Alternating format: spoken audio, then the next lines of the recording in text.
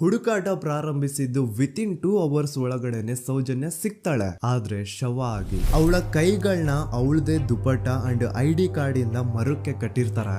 And most brutal part is ಅವಳ ಯೋನಿ, ಅವಳ ಏನಿತ್ತ ಅದ್ರ ಒಳಗಡೆ 6 ಇಂಚ್ ಮಣ್ಣು ತುಂಬಿರ್ತಾರೆ. ಓ ಬಿಡಪ್ಪ, ನಮ್ ಪೊಲೀಸ್ ಅವ್ರಿಗೆ ತಮ್ಮ ಡ್ಯೂಟಿ ಮೇಲೆ ಎಷ್ಟೊಂದು ನಿಷ್ಠೆ ಇದೆ, ಒಂದೇ ದಿನದಲ್ಲಿ ಆರೋಪಿನ ಹಿಡಿದ್ಬಿಟ್ರಲ್ಲ ಅಂತ ಪೊಲೀಸ್ ಅವ್ರ ಮೇಲೆ ಫುಲ್ ಒಂಥರ ಹೊಗಳ್ತಾ ಇರ್ತಾರೆ. ಆದ್ರೆ ಪಾಪ ಜನರಿಗೆ ಎಲ್ಲಿ ಗೊತ್ತಿತ್ತು ಈ ಕೇಸ್ ನ ರಿಯಲ್ ಆರೋಪಿ ಬೇರೆ ಯಾರೋ ಇದಾರೆ, ಪೊಲೀಸ್ ಅವರೇ ಈ ಕೇಸ್ ನ ಮಿಸ್ಲೀಡ್ ಮಾಡೋದಕ್ಕೆ ಸುಮ್ನೆ ಸಂತೋಷ್ನ ಅರೆಸ್ಟ್ ಮಾಡಿದ್ದಾರೆ ಅಂತ. ಪೊಲೀಸ್ ಅವರು ಈ ಕೇಸ್ ಅಲ್ಲಿ ಕರಪ್ಟ್ ಆಗಿದ್ದಾರೆ, ಪೊಲೀಸ್ ಅವರೇ ಸತ್ಯ ಮುಚ್ಚಿಡ್ಲಿಕ್ಕೆ ಟ್ರೈ ಮಾಡ್ತಿದ್ದಾರೆ. ಹಾಗಾಗಿ ಈ ಕೇಸ್ ನ ಇನ್ಮುಂದೆ ಪೊಲೀಸ್ ಅವರಲ್ಲದೆ CBI ಅವರು ಇನ್ವೆಸ್ಟಿಗೇಷನ್ ಮಾಡಬೇಕು, ಈ ಕೇಸ್ ನ CBI ಒಪ್ಸಿ ಅಂತ ಅಗೇನ್ ಪ್ರೊಟೆಸ್ಟ್ ಗಳು ಸ್ಟಾರ್ಟ್ ಆಗ್ತವೆ. ಸೌಜನ್ಯ ಕೇಸ್ ಒಂದೇ ಅಲ್ಲ, ನಾರಾಯಣ ಹಾಗೂ ಯಮುನಾ ಕೇಸಲ್ಲೂ, ವೇದವಲ್ಲಿ ಕೇಸಲ್ಲೂ, ಆ ಬ್ಯಾಂಕ್ ಮ್ಯಾನೇಜರ್ ನ ಕೇಸಲ್ಲೂ ಹಾಗೂ ಪದ್ಮಲತಾ ಕೇಸಲ್ಲೂ ಸೀದಾ ಡೈರೆಕ್ಟ್ ಡೌಟ್ ಬರೋದೆ ಊರಿನ ಗೌಡ್ರ ಮೇಲೆ. ಸೌಜನ್ಯ ಕೇಸ್ ಬಿಟ್ಟು ಆ ಇನ್ನೊಂದು ಕೇಸ್ ಯಾವುದು, ಅದಕ್ಕೂ ಸಂತೋಷ್ಗೂ ಏನ್ ಸಂಬಂಧ, ಅದ್ರಲ್ಲಿ ಯಾಕೆ ಸಂತೋಷ್ನ ಪೊಲೀಸ್ ಅವರು ಫಿಟ್ ಮಾಡಿದ್ರು ಅಂತ ಪ್ರತಿಯೊಂದು ಹೇಳ್ತೀನಿ.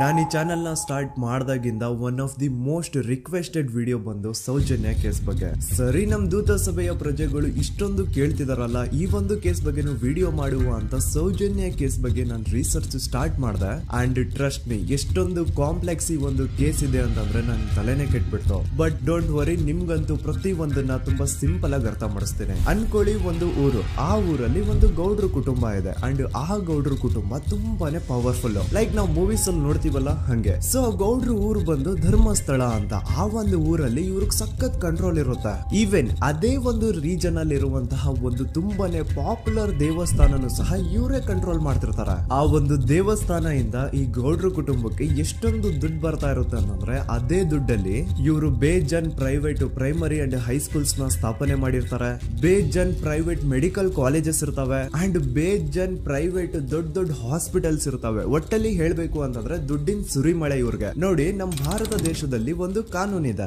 ದ ರಿಲಿಜಿಯಸ್ ಎಂಡೋಮೆಂಟ್ ಆಕ್ಟ್ 1863 ಅಂತ.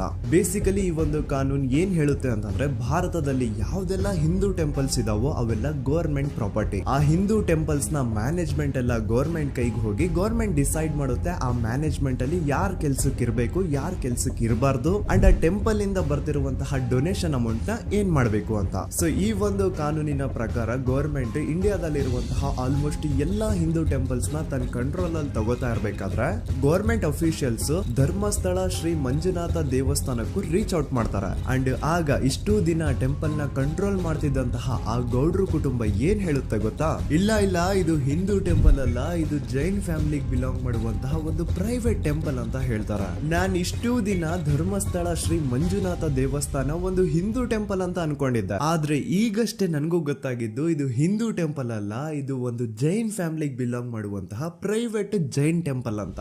ಸೊ ಹೀಗಾಗಿ ಗವರ್ಮೆಂಟ್ ಅಫಿಷಿಯಲ್ಸ್ ಏನೂ ಮಾಡಕ್ಕಾಗದೆ ಇವತ್ತಿನವರೆಗೂ ಈ ಒಂದು ಧರ್ಮಸ್ಥಳ ಶ್ರೀ ಮಂಜುನಾಥ ದೇವಸ್ಥಾನನ ಒಂದು ಪ್ರೈವೇಟ್ ಟ್ರಸ್ಟ್ ನಡೆಸ್ಕೊಂಡು ಹೋಗ್ತಿದೆ. ಅಂಡ್ ಆ ಪ್ರೈವೇಟ್ ಟ್ರಸ್ಟ್ ನ ಓನರ್ ಯಾರು, ಅದೇ ಗೌಡ್ರ ಕುಟುಂಬ. ನೋಡಿ, ನಾನು ಈ ವಿಡಿಯೋದಲ್ಲಿ ಯಾರ್ದು ರಿಯಲ್ ನೇಮ್ಸ್ ನ ಬಳಸ್ತಿಲ್ಲ. ಪ್ರೀವಿಯಸ್ಲಿ ಬೇರೆ ಯೂಟ್ಯೂಬರ್ಸ್ ತಮ್ಮ ವಿಡಿಯೋಸ್ ಅಲ್ಲಿ ರಿಯಲ್ ನೇಮ್ಸ್ ನ ಬಳಸಿದ್ದಾರೆ ಅನ್ನೋ ಒಂದೇ ಒಂದು ಕಾರಣಕ್ಕೆ ಅವ್ರ ವಿಡಿಯೋಸ್ ನ ಡಿಲೀಟ್ ಮಾಡಿಸಿದ್ದಾರೆ. ಸೊ ಅವ್ರ ಜೊತೆ ಆಗಿದ್ದು ನನ್ ಜೊತೆ ಆಗೋದ್ ಬೇಡ, ಸತ್ಯ ಮುಚ್ಚೋಗೋದು ನನ್ಗೆ ಇಷ್ಟ ಇಲ್ಲ. ಹಾಗಾಗಿ ನಾನು ಇಲ್ಲಿ ರಿಯಲ್ ನೇಮ್ಸ್ ನ ಬಳಸ್ತಿಲ್ಲ. ಆದ್ರೆ ನಾನು ಯಾರನ್ನ ಪಾಯಿಂಟ್ ಔಟ್ ಮಾಡಿ ಹೇಳ್ತಿದ್ದೀನಿ ಅನ್ನೋದು ಮಾತ್ರ ನಿಮಗೆ ತುಂಬಾ ಕ್ಲಿಯರ್ಲಿ ಅರ್ಥ ಆಗುತ್ತೆ. Don't worry.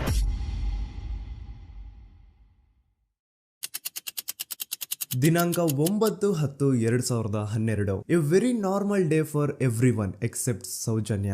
ಧರ್ಮಸ್ಥಳ ಹತ್ರ ಇರುವಂತಹ ಪಂಗಳ್ ಅನ್ನೋ ಒಂದು ಸಣ್ಣ ಹಳ್ಳಿಗೆ ಬಿಲಾಂಗ್ ಮಾಡುವಂತಹ ಸೌಜನ್ಯ ತುಂಬಾನೇ ಒಳ್ಳೆ ಹುಡುಗಿ. SDM ಕಾಲೇಜ್ ಆಫ್ ಉಜ್ರಿಯಲ್ಲಿ 2nd PUC ಓದ್ತಿದ್ದಂತಹ ಇವಳು ತುಂಬಾನೇ ಬ್ರೈಟ್ ಸ್ಟೂಡೆಂಟ್ ಕೂಡ. ಸೊ ಒಂದು ದಿನ ಅಂದ್ರೆ 9 ಅಕ್ಟೋಬರ್ 2012 ಬೆಳಿಗ್ಗೆ 7:30-8 ಗಂಟೆ ಹಾಗೆ ಆಸ್ ಯೂಶುವಲ್ ತನ್ನ ಕಾಲೇಜ್ ಹೋಗೋದಕ್ಕೆ ರೆಡಿ ಆಗ್ತಿರ್ತಾಳೆ. ಅವತ್ತು ಮಂಗಳವಾರದ ದಿನ ಅಂಡ್ ಅವತ್ತು ಲೋಕಲ್ ಫೆಸ್ಟಿವಲ್ ಬೇರೆ ಇರುತ್ತೆ, ಹೊಸ ಹೊಸ ಅಕ್ಕಿ ಅಂತ. ಈ ಒಂದು ಲೋಕಲ್ ಫೆಸ್ಟಿವಲ್ ದಿನ ಮನೆ ಒಳಗಡೆ ಏನೇ ಅಡುಗೆ ಮಾಡಿದ್ರು ಹೊಸ ಅಕ್ಕಿನೇ ಬಳಸಬೇಕು. ಸೊ ಹೊಸ ಅಕ್ಕಿ ತಂದು ಬ್ರೇಕ್ಫಾಸ್ಟ್ ನ ರೆಡಿ ಮಾಡೋಷ್ಟ್ರಲ್ಲಿ ಸೌಜನ್ಯ ಅವ್ರ ತಾಯಿ ತುಂಬಾ ಲೇಟ್ ಮಾಡ್ತಾರೆ. ಸೊ ಕಾಲೇಜ್ಗೆ ಲೇಟ್ ಆಗ್ತಿದೆ ಅಂತ ಈ ಸೌಜನ್ಯ ಟಿಫಿನ್ ಸಹ ಮಾಡದೆ ಹಾಗೆ ಹೋಗ್ತಾಳೆ. ಅವಳ ತಲೆಯಲ್ಲಿ ಏನಿತ್ತು ಅಂತಂದ್ರೆ ಹೆಂಗೋ ಇವತ್ತು ಲೋಕಲ್ ಫೆಸ್ಟಿವಲ್ ಬೇರೆ ಇದೆ, ಹಾಗಾಗಿ ಮೇ ಬಿ ಕಾಲೇಜು ಬೇಗ ಬಿಡ್ಬೋದು. ಸೊ ಮಧ್ಯಾಹ್ನ ಡೈರೆಕ್ಟ್ ಮನೆಗೆ ಬಂದು ಊಟ ಬಿಡು ಅಂತ ಅವಳು ಅನ್ಕೊಂಡಿರ್ತಾಳೆ. ಆದ್ರೆ ಕಾಲೇಜ್ ಹೋಗಾದ್ಮೇಲೆ ಗೊತ್ತಾಗುತ್ತೆ ಅವತ್ತು ಅವಳಿಗೆ ಸ್ಪೆಷಲ್ ಕ್ಲಾಸಸ್ ಬೇರೆ ಇದೆ ಅಂತ.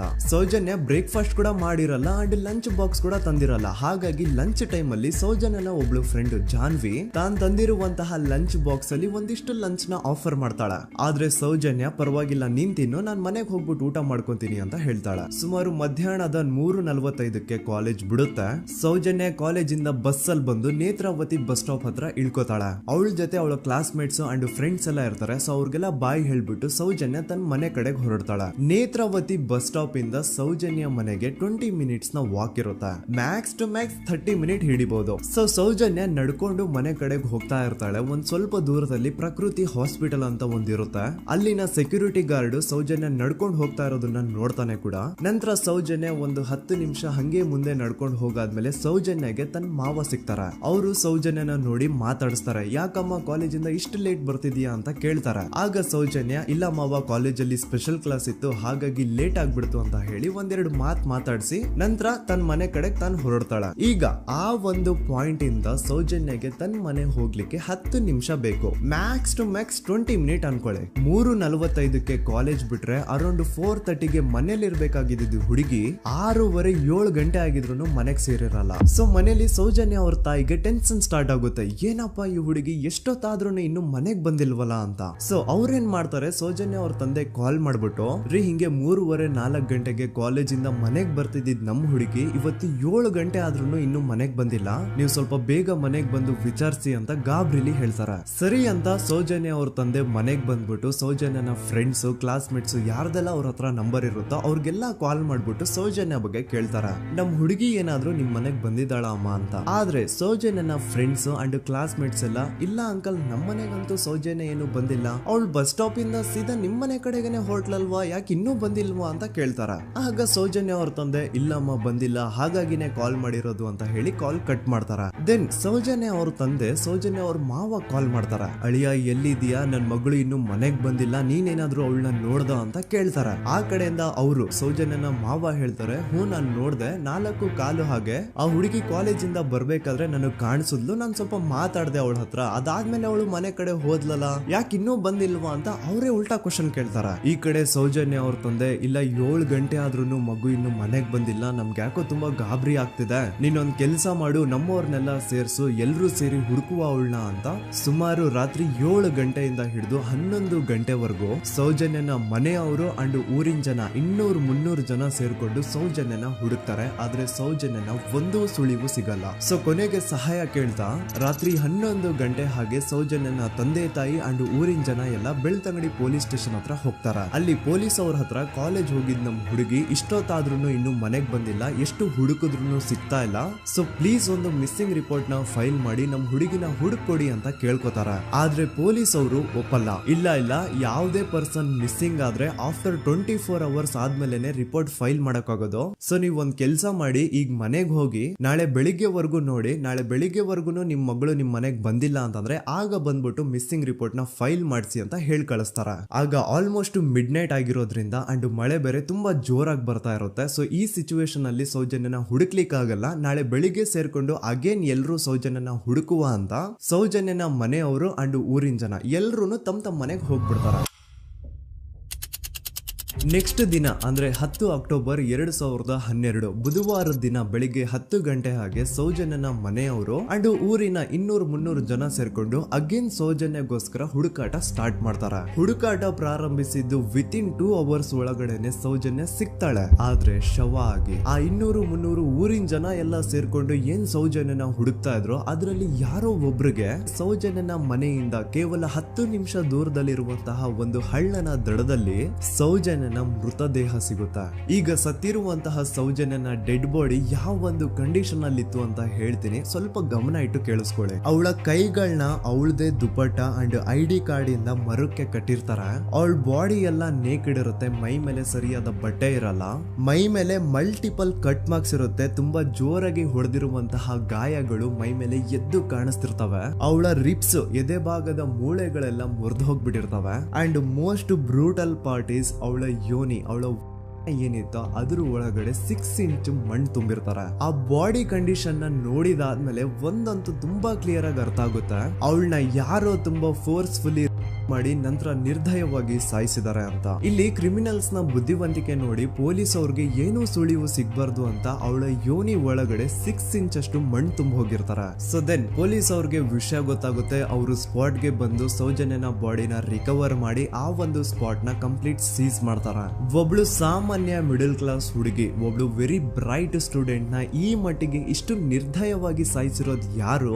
ಇನ್ ಕೇಸ್ ಏನಾದ್ರೂ ಈ ಕ್ರೈಮ್ ಮಾಡಿದವನು ಸಿಕ್ಕಿ ಬಿದ್ರೆ ಅವನ್ನ ಸುಮ್ನೆ ಬಿಡಬಾರ್ದು ಅಂತ ಜನ ಆಕ್ರೋಶ ವ್ಯಕ್ತಪಡಿಸ್ತಾರೆ. ಅಂಡ್ ಗೆಸ್ ವಾಟ್, ನಮ್ ಪೊಲೀಸ್ ಅವರು ಇಷ್ಟೊಂದು ಫಾಸ್ಟ್ ಆಗಿ ಇನ್ವೆಸ್ಟಿಗೇಷನ್ ಕಂಪ್ಲೀಟ್ ಮಾಡ್ತಾರೆ ಅಂತ ನಾನಂತೂ ಎಕ್ಸ್ಪೆಕ್ಟ್ ಮಾಡಿರ್ಲಿಲ್ಲ. ಅಂಡ್ ಈವನ್ ಈ ಒಂದು ವಿಷಯದಿಂದ ಊರಿನ ಜನನು ಶಾಕ್ ಆಗ್ತಾರೆ. ಸೌಜನ್ಯ ಬಾಡಿ ಸಿಕ್ಕಿದ್ದ ನೆಕ್ಸ್ಟ್ ದಿನ ಅಂದ್ರೆ 11 ಅಕ್ಟೋಬರ್ 2012 ಸಂಜೆ 5 ಗಂಟೆ ಹಾಗೆ ಯಾರು ಸೌಜನ್ಯನ ಪಂಡು ಮರ್ಡರ್ ಮಾಡಿದ್ನೋ ಆ ಕ್ರಿಮಿನಲ್ ಕೂಡ ಸಿಕ್ಕಿ ಬೀಳ್ತಾನೆ. ಈಗ ನೀವು ಥಿಂಕ್ ಮಾಡ್ಬೋದು, ಸೌಜನ್ಯನ ಯಾರು ಮರ್ಡರ್ ಮಾಡಿದ್ರು ಅಂಡ್ ಯಾರ ಕ್ರೈಮ್ ನ ಮಾಡಿದ್ರು ಅವನು ನೆಕ್ಸ್ಟ್ ದಿನಾನೇ ಸಿಕ್ಕಿ ಬಿದ್ದ. ಹಾಗಿದ್ರೆ ಈ ಕೇಸ್ ಯಾವಾಗ್ಲೂ ಕ್ಲೋಸ್ ಆಗ್ಬಿಡ್ಬೇಕಿತ್ತು. ಆದ್ರೂ ಸ್ಟಿಲ್ ಇವತ್ತಿನ ದಿನವರೆಗೂ ಯಾಕೆ ಈ ಕೇಸ್ ಪದೇ ಪದೇ ನ್ಯೂಸ್ ಅಲ್ಲಿ ಬರುತ್ತೆ ಅಂದ್ರೆ, ನಮ್ ದೂತ ಸಭೆಯ ಪ್ರಜೆಗಳೇ ರೆಡಿ ಆಗಿ, ಆರೋಪಿ ಸಿಕ್ಕಾದ್ಮೇಲೆ ಈ ಕೇಸು ಕ್ಲೋಸ್ ಆಗಿಲ್ಲ. ಆಕ್ಚುಲಿ ಈ ಕೇಸು ಓಪನ್ ಆಗಿದ್ದೆ ಈಗ.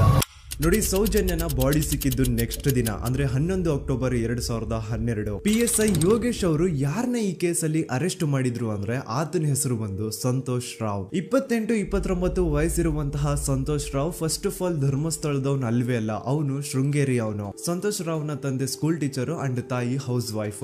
ಸಂತೋಷ್ ಮೊದ್ಲಿಂದನೂ ಒಂದ್ ಸ್ವಲ್ಪ ಮೆಂಟಲಿ ಇಲ್ಲಿರೋದ್ರಿಂದ ಅವನಿಗೆ ವಿದ್ಯೆ ಬರಹ ಅನ್ನೋದು ತಲೆಗೆ ಹೋಗಿರಲ್ಲ. ಹಾಗಾಗಿ ಅವನು ಶೃಂಗೇರಿಯಲ್ಲಿ ಒಂದು ಹೋಟೆಲ್ ಅಲ್ಲಿ ಕೆಲಸ ಮಾಡ್ತಿರ್ತಾನೆ. ಮೆಂಟಲಿ ಅನ್ಸ್ಟೇಬಲ್ ಇದ್ರೂ ಸಹ ಈತನಿಗೆ ದೇವ್ರ ಮೇಲೆ ಬಹಳ ನಂಬಿಕೆ ಇರುತ್ತೆ. ಹಾಗಾಗಿ ತಿಂಗಳಿಗೆ ಒಮ್ಮೆ ಆದ್ರೂ, ಅಟ್ಲೀಸ್ಟ್ 2 ತಿಂಗಳಿಗೆ ಒಮ್ಮೆ ಆದ್ರೂ ಈತ ಯಾವ್ದಾದ್ರು ಒಂದು ಪುಣ್ಯಕ್ಷೇತ್ರಕ್ಕೆ ವಿಸಿಟ್ ಮಾಡಿ ಬರ್ತಿರ್ತಾನೆ. ಹಾಗೇನೆ ಈ ಸತಿನೂ ಸಹ ಈತ ಧರ್ಮಸ್ಥಳಕ್ಕೆ ಬಂದಿರ್ತಾನೆ. ಇವನು ಧರ್ಮಸ್ಥಳಕ್ಕೆ ಬಂದಿದ್ದು ದಿನಾಂಕ 9 ಅಕ್ಟೋಬರ್ 2012. ಈ ದಿನಾಂಕನ ಸ್ವಲ್ಪ ನೋಟ್ ಮಾಡಿ ಇಟ್ಕೊಳ್ಳಿ, ಯಾಕಂತಂದ್ರೆ ಮುಂದೆ ಈ ಕೇಸಲ್ಲಿ ಇದೇ ಮೇಜರ್ ಟರ್ನಿಂಗ್ ಪಾಯಿಂಟ್. ಸೊ ಸೌಜನ್ಯನ ಡೆತ್ ಆಗಿಂತ ಒಂದು ದಿನ ಹಿಂದೆ ಧರ್ಮಸ್ಥಳಕ್ಕೆ ಬಂದಿರುವಂತಹ ಸಂತೋಷ್ ರಾವ್ಗೆ ಎಲ್ಲೂ ಉಳ್ಕೊಳ್ಳಿಕ್ಕೆ ಹೋಟೆಲ್ ಅಲ್ಲಿ ಅಥವಾ ಲಾಡ್ಜ್ ಅಲ್ಲಿ ರೂಮ್ ಸಿಗಲ್ಲ.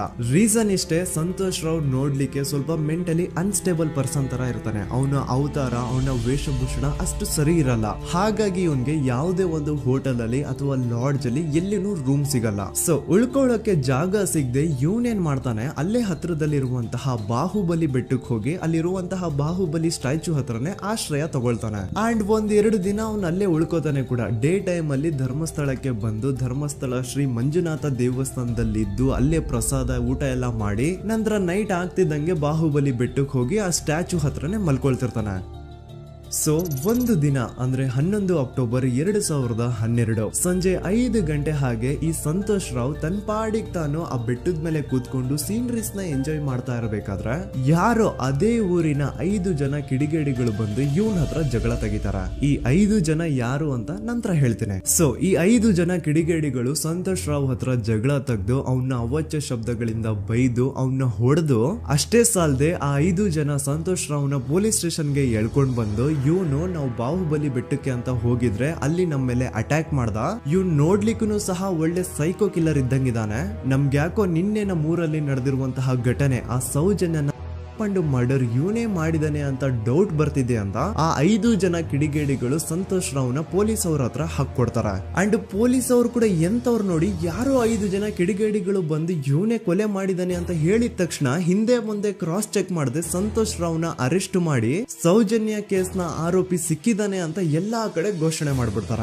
ಜನರಿಗೆ ಈ ಕಡೆ ಒಂಥರ ನೆಮ್ಮದಿ, ಓ ಬಿಡಪ್ಪ ನಮ್ ಪೊಲೀಸ್ ಅವ್ರಿಗೆ ತಮ್ಮ ಡ್ಯೂಟಿ ಮೇಲೆ ಎಷ್ಟೊಂದು ನಿಷ್ಠೆ ಇದೆ, ಒಂದೇ ದಿನದಲ್ಲಿ ಆರೋಪಿನ ಹಿಡಿದ್ಬಿಟ್ರು ಬಿಟ್ರಲ್ಲ ಅಂತ ಪೊಲೀಸ್ ಅವ್ರ ಮೇಲೆ ಫುಲ್ ಒಂಥರ ಹೊಗಳ್ತಾ ಇರ್ತಾರೆ. ಆದ್ರೆ ಪಾಪ ಜನರಿಗೆ ಎಲ್ಲಿ ಗೊತ್ತಿತ್ತು ಈ ಕೇಸ್ ನ ರಿಯಲ್ ಆರೋಪಿ ಬೇರೆ ಯಾರೋ ಇದಾರೆ, ಪೊಲೀಸ್ ಅವರೇ ಈ ಕೇಸ್ ನ ಮಿಸ್ಲೀಡ್ ಮಾಡೋದಕ್ಕೆ ಸುಮ್ನೆ ಸಂತೋಷ್ ನ ಅರೆಸ್ಟ್ ಮಾಡಿದ್ದಾರೆ ಅಂತ. ಸೊ ಸಂತೋಷ್ ರಾವ್ ಒಂದು ಹುಡುಗಿಯ ರೇಪ್ ಅಂಡ್ ಮರ್ಡರ್ ಕೇಸ್ ಅಲ್ಲಿ ಅರೆಸ್ಟ್ ಆಗಿದ್ದಾನೆ ಅನ್ನೋ ವಿಷಯ ಸಂತೋಷ್ ನ ತಾಯಿಗೆ ಗೊತ್ತಾದಾಗ ಅವ್ರ ಪಾಪ ನೋವಲ್ಲಿ ಕುರ್ಗಿ ಸಾಯ್ತಾರ. ಅಂಡ್ ಇನ್ನು ಅವ್ರ ತಂದೆ ಒಂದು ಕಡೆ ಪಾಪ ಹೆಂಡತಿನ ಕಳ್ಕೊಂಡಿರುವಂತಹ ನೋವು, ಇನ್ನೊಂದು ಕಡೆ ಮಗ ನೋಡಿದ್ರೆ ಯಾವ್ದೋ ಫಾಲ್ಸ್ ಕೇಸ್ ಅಲ್ಲಿ ಅರೆಸ್ಟ್ ಆಗಿದ್ದಾನೆ. ಈ ಕಡೆ ಕೇಸ್ ನ ಇನ್ವೆಸ್ಟಿಗೇಷನ್ ನಡೀತಾ ಇದೆ. ಅಂಡ್ ಇಲ್ಲಿ ನಾನು PSI ಯೋಗೇಶ್ ಅವ್ರ ಬಗ್ಗೆ ಅಂತೂ ಮೆನ್ಷನ್ ಮಾಡ್ಲೇಬೇಕು. ಈ ಪೊಲೀಸ್ ಆಫೀಸರು ಗೊತ್ತಿದ್ದು ಈ ತಪ್ಪನ ಮಾಡಿದ್ರು ಅಥವಾ ಗೊತ್ತಿಲ್ದೇನೆ ಈ ತಪ್ಪನ ಮಾಡಿದ್ರು ನನ್ಗಂತೂ ಗೊತ್ತಿಲ್ಲ. ಸೊ ಇವ್ರು ಏನ್ ಮಾಡ್ತಾರೆ ಅಂತಂದ್ರೆ ಸೌಜನ್ಯನ ಬಾಡಿನ ಪೋಸ್ಟ್ ಮಾರ್ಟಮ್ ಗೆ ಕಳಿಸಿದಾಗ ಡಾಕ್ಟರ್ಸ್ ಹಂಗೋ ಹಿಂಗೋ ಮಾಡಿ ಇಂದ ಕೆಲವೊಂದು ಸ್ಪರ್ಮ್ ನ ಸ್ಯಾಂಪಲ್ಸ್ ಕಲೆಕ್ಟ್ ಮಾಡ್ತಾರೆ. ಅದನ್ನ ಅವರು PSI ಯೋಗೇಶ್ ಗೆ ಕೊಟ್ಟು ಇದನ್ನ ವಿತಿನ್ 72 ಅವರ್ಸ್ ಒಳಗಡೆ ಇನ್ನೊಂದು ಲ್ಯಾಬ್ ಗೆ ಸಬ್ಮಿಟ್ ಮಾಡಿ ಅಂತ ತುಂಬಾ ಕ್ಲಿಯರ್ ಆಗಿ ಹೇಳ್ತಾರೆ. ಆದ್ರೆ PSI ಯೋಗೇಶ್ ಆ ಸ್ಪರ್ಮ್ ಸ್ಯಾಂಪಲ್ಸ್ ನ ವಿತಿನ್ 72 ಅವರ್ಸ್ ಒಳಗಡೆ ಲ್ಯಾಬ್ ಕಳ್ಸೋದಿರ್ಲಿ, ಅದನ್ನ 12 ದಿನ ಆದ್ಮೇಲೆ ಲ್ಯಾಬ್ ಕಳಿಸ್ತಾರೆ. ಅಷ್ಟೊತ್ತಿಗೆ ಆಲ್ರೆಡಿ ಆ ಸ್ಪರ್ಮ್ ಸ್ಯಾಂಪಲ್ಸ್ ಗೆಲ್ಲ ಫಂಗಸ್ ಹಿಡಿದು ಅದು ಅನ್ಫಿಟ್ ಫಾರ್ ಟೆಸ್ಟಿಂಗ್ ಅಂತ ಬರುತ್ತೆ. ಈಗ ನೀವೇ ಹೇಳಿ, ಎಂತ ಡಂಬೆಸ್ಟ್ ಪರ್ಸನ್ ಪೊಲೀಸ್ ಆಫೀಸರ್ ಆಗಿದ್ರು ಅವನ ಹತ್ರ ಒಂದು ಮರ್ಡರ್ ಕೇಸ್ ಬಂದಾಗ ಅವನ ಹತ್ರ ಇರೋ ಮೇನ್ ಸಾಕ್ಷಿನೇ, ಮೇನ್ ಎವಿಡೆನ್ಸ್ ಆ ಹುಡುಗಿಯ ಕಲೆಕ್ಟ್ ಆಗುವಂತಹ ಸ್ಪರ್ಮ್ ಸ್ಯಾಂಪಲ್ಸ್. ಸೊ ಅದನ್ನ ಮೊದಲು ಲ್ಯಾಬ್ ಕಳಿಸಿ ಅದನ್ನ ಐಡೆಂಟಿಫೈ ಮಾಡೋದು ಪೊಲೀಸ್ ಅವರ ಫಸ್ಟ್ ಡ್ಯೂಟಿ. ಆದ್ರೆ ಇಲ್ಲಿ PSI ಯೋಗೇಶ್ ಅವರು ಇದನ್ನೇ ಮರ್ತು ಹೋದ್ರು ಅಂತ ನೋಡಿ. ಯಾವುದೇ ಒಂದು ಕೇಸ್ ಅಲ್ಲಿ ಪೊಲೀಸ್ ಅವರು ಆದಷ್ಟು ಎವಿಡೆನ್ಸ್ ನ ಕಲೆಕ್ಟ್ ಮಾಡೋದಕ್ಕೆ ಟ್ರೈ ಮಾಡ್ತಾರೆ. ಆದ್ರೆ ಈ ಒಂದು ಕೇಸ್ ಅಲ್ಲಿ ಮಾತ್ರ ಪೊಲೀಸ್ ಅವರು ಎವಿಡೆನ್ಸ್ ನ ಕಲೆಕ್ಟ್ ಮಾಡೋ ಬದಲಾಗಿ ಎವಿಡೆನ್ಸ್ ನ ಡಿಸ್ಟ್ರಾಯ್ ಮಾಡೋದ್ರಲ್ಲಿ ಮುಂದೆ ಇದ್ರು. ಅಷ್ಟೇ ಅಲ್ಲದೆ ಈ ಪೊಲೀಸ್ ಆಫೀಸರ್ ಸೇರ್ಕೊಂಡು ಸಂತೋಷ್ ರಾವ್ಗೆ ಸೆಲ್ ಅಲ್ಲಿ ಎಂತ ಟಾರ್ಚರ್, ಎಂತ ಹಿಂಸೆ ಕೊಡ್ತಾರೆ ಅಂದ್ರೆ ನೆನ್ಸ್ಕೊಂಡ್ರೆ ಮೈ ಜುಮ್ ಅನ್ನುತ್ತ. ಹೊಡಿಯೋದು, ಕೆಟ್ಟದಾಗ ಬೈಯೋದು, ಇದೆಲ್ಲ common. Most brutal parties Santosh ರಾವ್ನ ಪ್ಯಾಂಟ್ ಬಿಚ್ಚಿ ಅವನ ಪ್ರೈವೇಟ್ ಪಾರ್ಟ್ ಮೇಲೆ ಬಿಸಿ ಕುದೀತಾ ಇರುವಂತಹ ನೀರ್ ಚಲ್ತಾರ. ಈ ಕ್ರೈಮ್ ನೀನೇ ಮಾಡಿದ್ಯಾ ಅಂತ ಒಪ್ಕೋ, ಇಲ್ಲ ಅಂತಂದ್ರೆ ನಿನ್ನ ಸೆಲ್ ಒಳಗಡೆನೆ ಸಾಯಿಸ್ಬಿಡ್ತೀವಿ, ನಿನ್ನ ತಂದೆ ತಾಯಿ ಎಲ್ರು ಸಾಯಿಸ್ಬಿಡ್ತೀವಿ ಅಂತ ಬ್ಲಾಕ್ ಮೇಲ್ ಮಾಡ್ತಾರ. ನೋಡಿ, ಸಂತೋಷ್ ರಾವ್ ಜಾಗದಲ್ಲಿ ನನ್ನಂತ ನಿಮ್ಮಂತ ನಾರ್ಮಲ್ ಪರ್ಸನ್ ಯಾರಾದ್ರೂ ಇದ್ದಿದ್ರೆ ಪೊಲೀಸ್ ಅವರು ಕೊಡ್ತಿರುವಂತಹ ಹಿಂಸೆನ ತಡ್ಕೊಳಕ್ಕಾಗದೆ ಆ ಕ್ರೈಮ್ ಮಾಡಿಲ್ಲ ಅಂದ್ರೂ ಮಾಡಿದೀನಿ ಅಂತ ಒಪ್ಕೊಬಿಡ್ತಾ ಇದ್ವಿ. ಆದ್ರೆ ಸಂತೋಷ್ ರಾವ್ ಮೆಂಟಲಿ ಇಲ್ಲಿರೋದೇ ಅವನ್ಗೆ ಅಡ್ವಾಂಟೇಜ್ ಆಗೋಯ್ತು. ಪೊಲೀಸ್ಗಳು ಸಂತೋಷ್ ರಾವ್ಗೆ ಎಷ್ಟೇ ಹೊಡೆದ್ರು, ಎಷ್ಟೇ ಬೈದ್ರು, ಎಷ್ಟೇ ಬ್ಲಾಕ್ ಮೇಲ್ ಮಾಡಿದ್ರು ಸಂತೋಷ್ ರಾವ್ ಬಾಯಲ್ಲಿ ನಾನ್ ಈ ಕ್ರೈಮ್ ನ ಮಾಡಿಲ್ಲ ಅಂತಾನೆ ಬರುತ್ತೆ ಹೊರತು ಆ ಕ್ರೈಮ್ ನ ಅವನು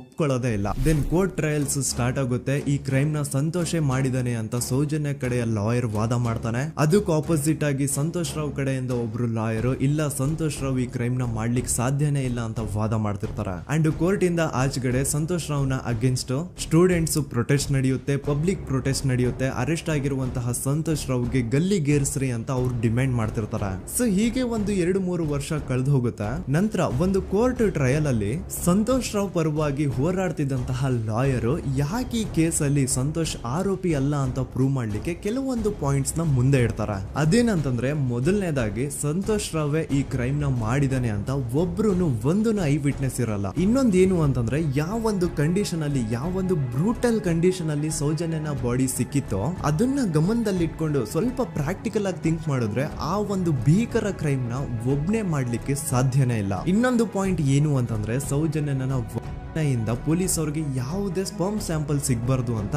6 ಇಂಚು ಅಷ್ಟು ಮಣ್ಣು ಹಾಕಿರ್ತಾರ. ಸೊ ಈಗ ನೀವೇ ಹೇಳಿ, ಮೆಂಟಲಿ ಇಲ್ಲಿರುವಂತಹ ಪರ್ಸನ್ಗೆ ಇಷ್ಟೊಂದು ಬುದ್ಧಿವಂತಿಕೆ ಇರುತ್ತಾ ಅನ್ಕೊಳ್ಳಿ. ಅಷ್ಟೊಂದು ಬುದ್ಧಿವಂತಿಕೆ ಅವ್ನಿಗಿದ್ರೂನು ಆ ಕ್ರೈಮ್ ಮಾಡಾದ್ಮೇಲೆ ಅವನ ಊರಿಂದ ಓಡ್ ಹೋಗ್ಬೋದಾಗಿತ್ತು. ಆದ್ರೆ ಮತ್ತ್ಯಾಕೆ ಅವನು ಅದೇ ಊರಲ್ಲೇ ಇರ್ತಾನೆ. ಅಂಡ್ ಸೌಜನ್ಯ ಕೊನೆಯದಾಗಿ ಪ್ರಕೃತಿ ಹಾಸ್ಪಿಟಲ್ ಮುಂದ್ಗಡೆಯಿಂದ ನಡ್ಕೊಂಡು ಹೋಗ್ತಾ ಇರ್ಬೇಕಾದ್ರೆ ಆ ಪ್ರಕೃತಿ ಹಾಸ್ಪಿಟಲ್ ನ ಸೆಕ್ಯೂರಿಟಿ ಗಾರ್ಡ್ ನೋಡ್ತಾನೆ. ಅಂಡ್ ಪ್ರಕೃತಿ ಹಾಸ್ಪಿಟಲ್ ನ ಆಚೆಗಡೆ CCTV ಕ್ಯಾಮರಾನು ಇರುತ್ತೆ. ಸಡನ್ಲಿ ಆ CCTV ಫುಟೇಜ್ ಕೂಡ ಕಾಣೆ ಆಗ್ಬಿಡುತ್ತಾ. ಇನ್ನೊಂದೇನು ಅಂತಂದ್ರೆ ಸೌಜನ್ಯ ಮರ್ಡರ್ ಆಗಿದ್ದು ನೆಕ್ಸ್ಟ್ ದಿನಾನೇ ಪೊಲೀಸ್ ಅವರು ಆರೋಪಿನ ಹಿಡಿದ್ರು. ಸೊ ಹಾಗಿದ್ದಾಗ ಆ ಕಲೆಕ್ಟ್ ಮಾಡಿರುವಂತಹ ಸ್ಪರ್ಮ್ ಸ್ಯಾಂಪಲ್ಸ್ ನ ಲ್ಯಾಬ್ ಗೆ ಕಳಿಸಿ ಇವನೇ ಆರೋಪಿ ಅಂತ ಕನ್ಫರ್ಮ್ ಮಾಡೋ ಬದಲಾಗಿ ಯಾಕೆ ಪೊಲೀಸ್ ಅವರು ಆ ಸ್ಪರ್ಮ್ ಸ್ಯಾಂಪಲ್ಸ್ ನ ತಮ್ಮ ಹತ್ರನೇ ಇಟ್ಕೊಂಡು 12 ದಿನವರೆಗೂ ಅದಕ್ಕೆ ಫಂಗಸ್ ಹಿಡಿಯೋವರೆಗೂ ಕಾದು ಆಮೇಲೆ ಅದನ್ನ ಲ್ಯಾಬ್ ಕಳಿಸಿದ್ರು. ಅಂಡ್ ಮೇನ್ ಇಂಪಾರ್ಟೆಂಟ್ ಆಗಿ ಸಂತೋಷ್ ರಾವ್ಗೆ ಒಂದು ಗುಪ್ತ ರೋಗ ಇರುತ್ತೆ, ಅದೇ ಫಿಮೋಸಿಸ್ ಅಂತ. ಈ ಕಾಯಿಲೆ ಏನು ಅಂತ ನಾನು ಈ ವಿಡಿಯೋದಲ್ಲಿ ಡೀಟೇಲ್ಡ್ ಆಗಿ ಎಕ್ಸ್ಪ್ಲೈನ್ ಮಾಡ್ಲಿಕ್ಕೆ ಆಗಲ್ಲ. ಜಸ್ಟ್ ತಿಳ್ಕೊಳ್ಳಿ, ಈ ಒಂದು ಕಾಯಿಲೆ ಇರೋರು ಇಂಟಿಮಸಿ ಮಾಡ್ಲಿಕ್ಕೆ ಆಗಲ್ಲ. ಇನ್ ಕೇಸ್ ಮಾಡಿದ್ರು ಅವರು ಸುಖ ಅಲ್ಲ ನರಕ ಕಾಣ್ತಾರ. ಸೊ ಇಷ್ಟೆಲ್ಲ ವ್ಯಾಲಿಡ್ ಪಾಯಿಂಟ್ಸ್, ಇಷ್ಟೆಲ್ಲ ಫ್ಯಾಕ್ಟ್ಸ್ ಕಣ್ ಮುಂದೆ ಇರ್ಬೇಕಾದ್ರೆ ಸ್ಟಿಲ್ ಪೊಲೀಸ್ ಅವರು ಯಾಕೆ ಈ ಕ್ರೈಮ್ ನ ಸಂತೋಷ್ ರಾವೇ ಮಾಡಿದಾನೆ ಅಂತ ಇವನ್ ಹಿಂದೆ ಬಿದ್ದಿದ್ದಾರೆ.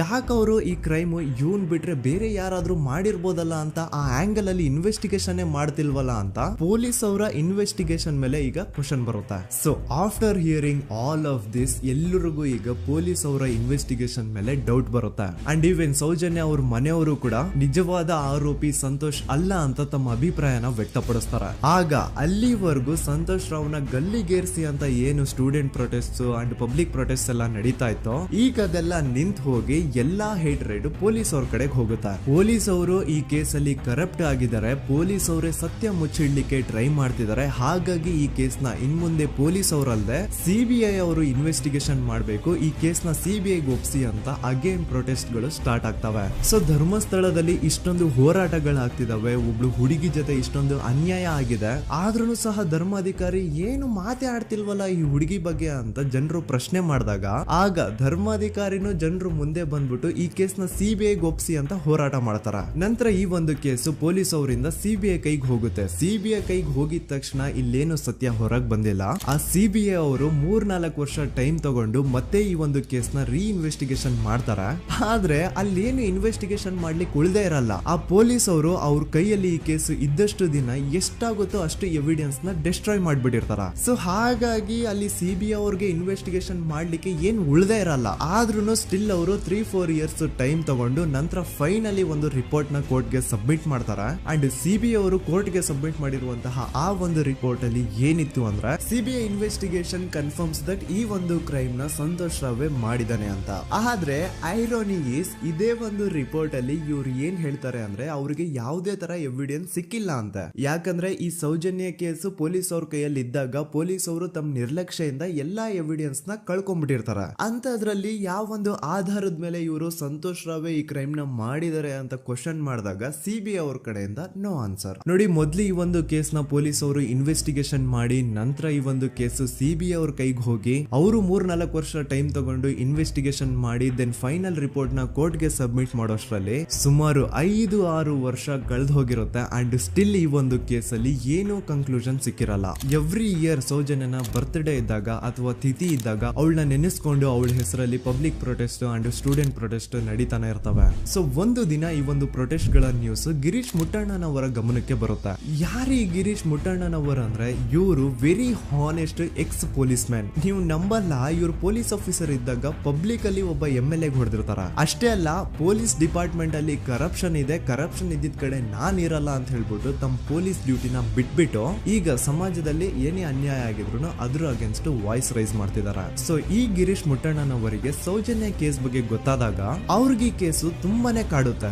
ಅಲ್ಲ, ಇಷ್ಟೊಂದು ವರ್ಷಗಳಾಗೋಯ್ತು ಆ ಹುಡುಗಿ ಜೊತೆ ಅನ್ಯಾಯ ಆಗಿ, ಸ್ಟಿಲ್ ಈ ಒಂದು ಕೇಸ್ ನ ಕನ್ಕ್ಲೂಷನ್ ಸಿಕ್ತಿಲ್ವಲ್ಲ, ಏನ್ ನಡೀತಿದೆ ಧರ್ಮಸ್ಥಳದಲ್ಲಿ ಅರ್ಥ ಆಗ್ತಿಲ್ವಲ್ಲ ಅಂತ ಈ ಗಿರೀಶ್ ಅವರು ತಮ್ಮ ಹಳೆ ಪೊಲೀಸ್ ಕಾಂಟ್ಯಾಕ್ಟ್ಸ್ ನ ಯೂಸ್ ಮಾಡ್ಕೊಂಡು ಆ ಸೌಜನ್ಯ ಕೇಸ್ ಫೈಲ್ ನ ಒಂದು ಕಾಪಿನ ತಮ್ಮ ಹತ್ರ ತರಿಸ್ಕೋತಾರ. ಆ ಒಂದು ಕೇಸ್ ಫೈಲ್ ಅಲ್ಲಿ ಸೌಜನ್ಯ ಬಗ್ಗೆ ಅಷ್ಟೇ ಅಲ್ಲದೆ ಸಂತೋಷ್ ರಾವ್ ಬಗ್ಗೆನೂ ಇನ್ಫಾರ್ಮೇಶನ್ ಇರುತ್ತೆ. ಅಂಡ್ ಗಿರೀಶ್ ಅವರು ಸಂತೋಷ್ ಬಗ್ಗೆ ಇರುವಂತಹ ಇನ್ಫಾರ್ಮೇಶನ್ ನೋಡ್ತಾ ಇರ್ಬೇಕಾದ್ರೆ ಅವರು ಒಂದು ವಿಷಯನ ನೋಟಿಸ್ ಮಾಡ್ತಾರ. ಅದೇನಂತಂದ್ರೆ ಪೊಲೀಸ್ ಅವರು ಸಂತೋಷ್ ರಾವ್ನ ಬರೀ ಸೌಜನ್ಯ ಕೇಸಲ್ಲಿ ಒಂದೇ ಫಿಟ್ ಮಾಡಿರಲ್ಲ, ಸೌಜನ್ಯ ಸಾಯೋಕ್ಕಿಂತ 20 ದಿನ ಹಿಂದೆ ಧರ್ಮಸ್ಥಳದಲ್ಲೇ ನಡೆದಿರುವಂತಹ ಒಂದು ಕ್ರೈಮ್ ಅಲ್ಲಿನೂ ಸಹ ಸಂತೋಷ್ ರಾವೇ ಆರೋಪಿ ಅಂತ ಮೆನ್ಷನ್ ಮಾಡಿರ್ತಾರ. ಸೊ ಸೌಜನ್ಯ ಕೇಸ್ ಬಿಟ್ಟು ಆ ಇನ್ನೊಂದು ಕೇಸ್ ಯಾವುದು, ಅದಕ್ಕೂ ಸಂತೋಷ್ಗೂ ಏನ್ ಸಂಬಂಧ, ಅದ್ರಲ್ಲಿ ಯಾಕೆ ಸಂತೋಷ್ನ ಪೊಲೀಸ್ ಅವರು ಫಿಟ್ ಮಾಡಿದ್ರು ಅಂತ ಪ್ರತಿಯೊಂದು ಹೇಳ್ತೀನಿ. ಆದ್ರೆ ನಾನಿಲ್ಲಿ ಯಾರ್ದೂ ರಿಯಲ್ ನೇಮ್ಸ್ ನ ಬಳಸಲ್ಲ. ಯಾಕಂದ್ರೆ ಮುಂದೆ ಕೇಸಲ್ಲಿ ತುಂಬಾ ದೊಡ್ಡ ಪವರ್ಫುಲ್ ವ್ಯಕ್ತಿಗಳ ಹೆಸರುಗಳು ಬರ್ತವೆ. ಅಂಡ್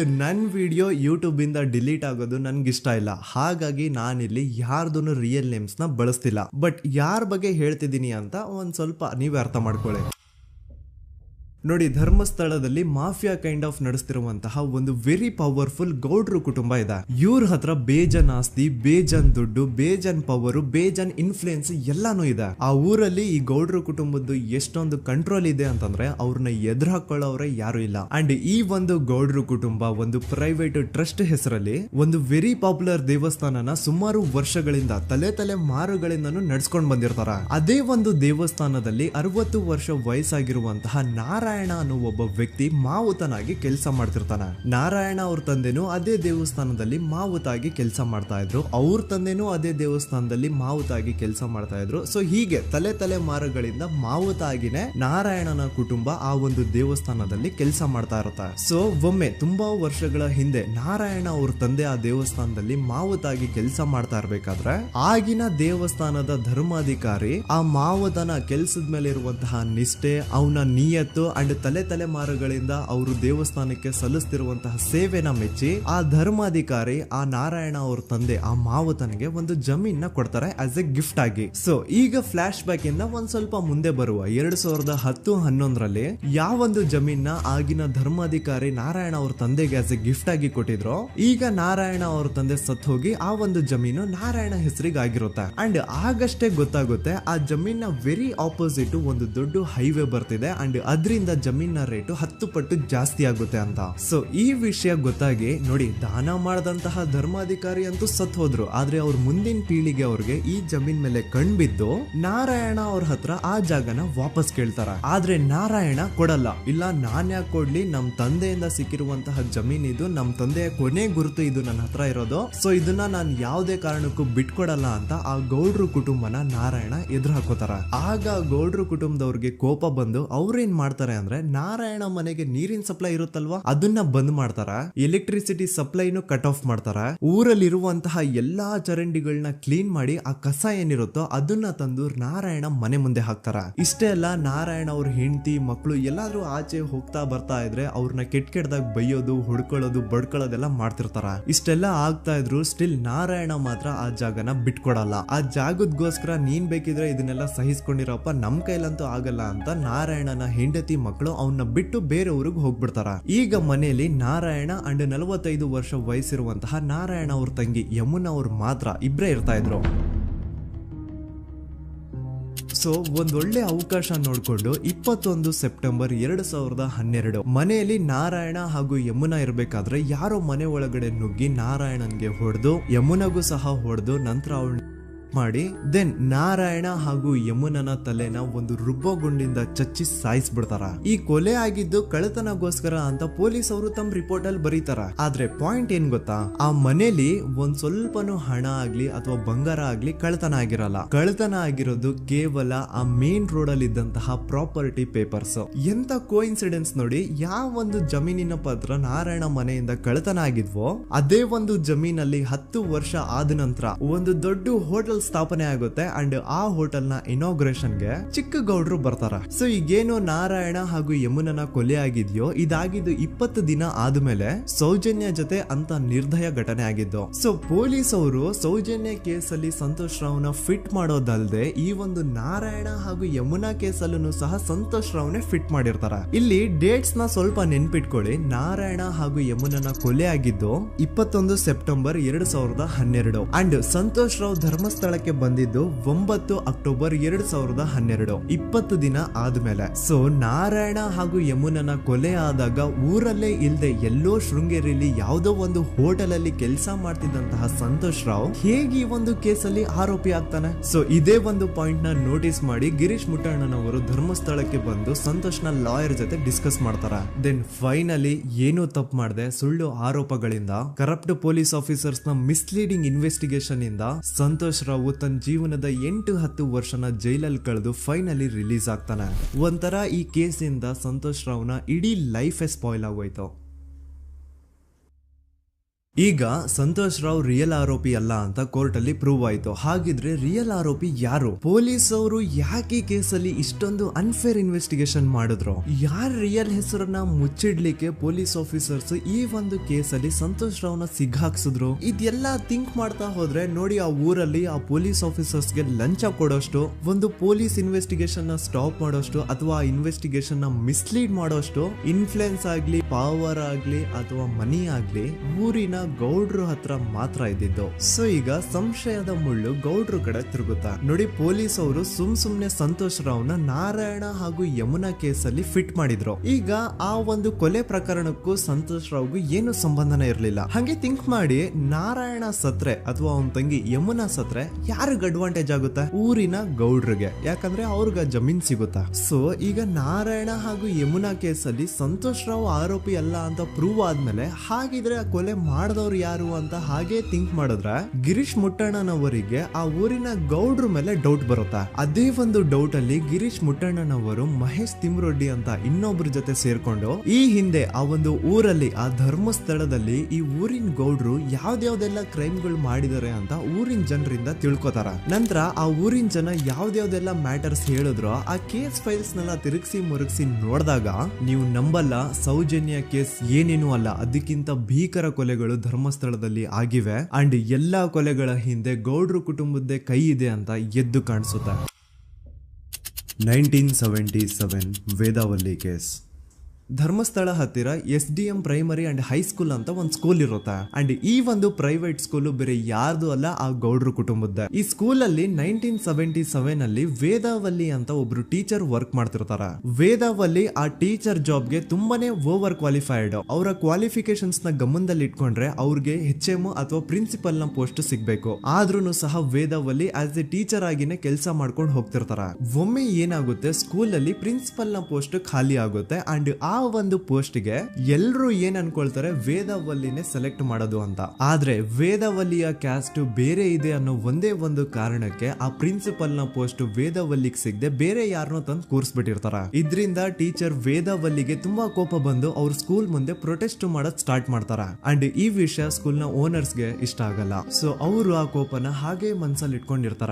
ಒಮ್ಮೆ ಏನಾಗುತ್ತೆ, ಸ್ಕೂಲ್ ರಜೆ ಇರುತ್ತೆ, ವೇದಾವಲ್ಲಿ ಮನೇಲಿ ಇರ್ತಾರ. ಅಂಡ್ ಅವ್ರ ಹಸ್ಬೆಂಡ್ ಡಾಕ್ಟರ್ ಅರಳೆ ಅವ್ರಿಗೆ ಯಾವ್ದೋ ಬೇರೆ ಊರಲ್ಲಿ ಒಂದು ಕಾಲೇಜ್ ಅಲ್ಲಿ ಸೆಮಿನಾರ್ ಏನೋ ಇರುತ್ತೆ. ಸೊ ಅವರು ಅಲ್ಲಿಗೆ ಹೋಗಿರ್ತಾರೆ. ಈಗ ಮನೇಲಿ ಇರೋದು ವೇದಾವಲ್ಲಿ ಒಂದೇ. ಇದೇ ಒಂದು ಅವಕಾಶನ ನೋಡ್ಕೊಂಡು ಯಾರೋ ವೇದಾವಲ್ಲಿ ಅವ್ರ ಮನೆಗೆ ನುಗ್ಗಿ ವೇದಾವಲ್ಲಿಗೆ ಹೊಡೆದು ನಂತರ ಅವ್ರನ್ನ ಜೀವಂತವಾಗಿ ಸುಟ್ಬಿಡ್ತಾರ. ಸ್ವಲ್ಪ ಹೊತ್ತು ನಂತರ ರಾತ್ರಿ ಆಗ್ತಿದ್ದಂಗೆ ಡಾಕ್ಟರ್ ಅರಳೆ ಅವರು ಮನೆಗೆ ವಾಪಸ್ ಬರ್ತಾರೆ. ಅಂಡ್ ಮನೆ ಒಳಗಡೆ ಬಂದ್ ನೋಡಿದ್ರೆ ವೇದಾವಲ್ಲಿ ಅವರು ಸತ್ ಹೋಗಿ ಅವರ ಬಾಡಿ ಸುಟ್ ಹೋಗಿ ನೆಲದ ಮೇಲೆ ಬಿದ್ದಿದೆ. ಹೆಂಡತಿನ ಕಳ್ಕೊಂಡಿರುವಂತಹ ದುಃಖನ ಸೈಡ್ಗೆ ಇಟ್ಟು ಡಾಕ್ಟರ್ ಅರಳೆ ಅವರು ಮೊದ್ಲು ಪೊಲೀಸ್ ಸ್ಟೇಷನ್ ಹೋಗ್ಬಿಟ್ಟು, ನಮ್ ಮನೆಗೆ ನಾನು ಇಲ್ದೇ ಇರುವಂತಹ ಸಮಯನ ನೋಡ್ಕೊಂಡು ಯಾರೋ ಮನೆ ಒಳಗಡೆ ನುಗ್ಗಿ ನನ್ನ ಹೆಂಡತಿನ ಹೊಡೆದು ನಂತರ ಅವಳನ್ನ ತುಂಬಾ ಭೀಕರವಾಗಿ ಸಾಯಿಸಿದರೆ ಅಂತ ಪೊಲೀಸ್ ಅವ್ರಿಗೆ ರಿಪೋರ್ಟ್ ಕೊಡಕ್ ಹೋದ್ರೆ, ಅಲ್ಲಿ ಪೊಲೀಸ್ ಅವರು ಉಲ್ಟಾ ಡಾಕ್ಟರ್ ಅರಳೆ ಮೇಲೆನೆ FIR ಬರ್ದು ನೀನೇ ನಿನ್ ಹೆಂಡತಿನ ಸಾಯಿಸಿದ್ಯಾ, ನಾಟಕ ಮಾಡಬೇಡ ಅಂತ ಅವ್ರನ್ನೇ ಅರೆಸ್ಟ್ ಮಾಡ್ಬಿಡ್ತಾರ. ನಂತರ 2-3 ವರ್ಷ ಜೈಲಲ್ಲೇ ಇದ್ದು ಡಾಕ್ಟರ್ ಅರಳೆ ಅವರು ತಮ್ಮ ಫ್ರೆಂಡ್ಸ್ ಅಂಡ್ ಫ್ಯಾಮಿಲಿ ಮೂಲಕ ಎವಿಡೆನ್ಸ್ ನೆಲ್ಲ ಕಲೆಕ್ಟ್ ಮಾಡಿಸಿ ತಾನ ಕೊಲೆನ ಮಾಡಿಲ್ಲ, ತಾನ್ ತನ್ನ ಹೆಂಡತಿನ ಸಾಯಿಸಿಲ್ಲ ಅಂತ ಕೋರ್ಟ್ ಅಲ್ಲಿ ಪ್ರೂವ್ ಮಾಡ್ಕೊಂಡು ಜೈಲಿಂದ ರಿಲೀಸ್ ಆಗ್ತಾರ. ಸೊ ಈಗ ಡಾಕ್ಟರ್ ಅರಳೆ ಅವರು ಈ ಒಂದು ಕ್ರೈಮ್ ನ ಮಾಡಿಲ್ಲ ಅಂತಂದ್ರೆ ವೇದಾವಲ್ಲಿನ ಅಷ್ಟು ಭೀಕರವಾಗಿ ಸಾಯಿಸಿದವ್ರು ಯಾರು, ಈ ವಿಷಯ ಇವತ್ತಿನವರೆಗೂ ಗೊತ್ತಾಗಿಲ್ಲ. 1986 ಅಲ್ಲಿ ನಡೆದಂತಹ ಪದ್ಮಲತಾ ಕೇಸ್. ಪದ್ಮಲತಾ ಅವ್ರ ತಂದೆ ಕಮ್ಯುನಿಸ್ಟ್ ಪಾರ್ಟಿನ ಲೀಡರ್ ಇರ್ತಾರೆ. ಅವ್ರ ರಿಯಲ್ ನೇಮ್ ಏನು ಅಂತ ನಮಗ್ ಗೊತ್ತಾಗಿಲ್ಲ, ಬಟ್ ಈ ವಿಡಿಯೋದಲ್ಲಿ ಅವ್ರ ಹೆಸರು ಲಕ್ಷ್ಮಣ್ ಅಂತ ಅನ್ಕೊಳ್ಳಿ. ಸೊ ಕಮ್ಯುನಿಸ್ಟ್ ಪಾರ್ಟಿನ ಲೀಡರ್ ಇರುವಂತಹ ಲಕ್ಷ್ಮಣ್ ಅವ್ರಿಗೆ ಊರಲ್ಲಿ ತುಂಬಾನೇ ಸಪೋರ್ಟ್ ಇರುತ್ತೆ. ಊರಿನ ಜನರ ಫೇವ್ರೇಟ್ ಇರ್ತಾರೆ ಇವರು. ಅಂಡ್ ಅದೇ ವರ್ಷ ಅಂದ್ರೆ 1986 ಅಲ್ಲಿ ಪಂಚಾಯತ್ ಎಲೆಕ್ಷನ್ ಬೇರೆ ಇರುತ್ತೆ. ಅಂಡ್ ಎಲ್ರಿಗೂ ಗೊತ್ತಿತ್ತು ಲಕ್ಷ್ಮಣೆ ಗೆಲ್ಲೋದು ಅಂತ. ಆ ಪಂಚಾಯತ್ ಎಲೆಕ್ಷನ್ ಅಲ್ಲಿ ಲಕ್ಷ್ಮಣ್ಣ ಆಪೋಸಿಟ್ ಗೌಡ್ರಿಗೆ ತುಂಬಾ ಬೇಕಾಗಿರೋರು ಒಬ್ರು ನಿಂತಿರ್ತಾರ. ಅಂಡ್ ಅವ್ರಿಗೂ ಗೊತ್ತಿತ್ತು ಎಲೆಕ್ಷನ್ ಏನಾದ್ರು ಆದ್ರೆ ಲಕ್ಷ್ಮಣ ಎಲೆಕ್ಷನ್ ಅಲ್ಲಿ ಗೆಲ್ಲೋದು ಅಂತ. ಸೊ ಎಲ್ಲಿ ಸೋತೋಗ್ಬಿಡ್ತೀವೋ ಅನ್ನೋ ಭಯಕ್ಕೆ ಆ ಗೌಡ್ರು ಕಡೆ ಅವ್ರು ಏನ್ ಮಾಡ್ತಾರೆ, ಲಕ್ಷ್ಮಣ್ಣ ಅಪ್ರೋಚ್ ಮಾಡಿ ಮುಚ್ಕೊಂಡು ಈ ಪಂಚಾಯತ್ ಎಲೆಕ್ಷನ್ ಅಲ್ಲಿ ನಿನ್ ನಾಮಿನೇಷನ್ ನ ಕ್ಯಾನ್ಸಲ್ ಮಾಡು ಅಂತ ವಾರ್ನಿಂಗ್ ಕೊಡ್ತಾರ. ಆದ್ರೆ ಲಕ್ಷ್ಮಣ್ ಅವರು ಅಂಜದೆ ನೀವ್ ಏನ್ ಮಾಡ್ತಿರೋ ಮಾಡ್ಕೊಳ್ರಿ, ಆದ್ರೆ ನಾನ್ ಮಾತ್ರ ನಾಮಿನೇಷನ್ ನ ಕ್ಯಾನ್ಸಲ್ ಮಾಡಲ್ಲ ಅಂತ ಆ ಗೌಡ್ರು ಕುಟುಂಬನ ಎದುರು ಹಾಕೋತಾರ. ದೆನ್ ಎಂತ ಕೋಇನ್ಸಿಡೆನ್ಸ್ ನೋಡಿ, ನೆಕ್ಸ್ಟ್ ಡೇನೆ ಲಕ್ಷ್ಮಣ್ ಅವ್ರ ಮಗಳು ಪದ್ಮಲತಾ ಕಿಡ್ನಾಪ್ ಆಗ್ತಾಳ.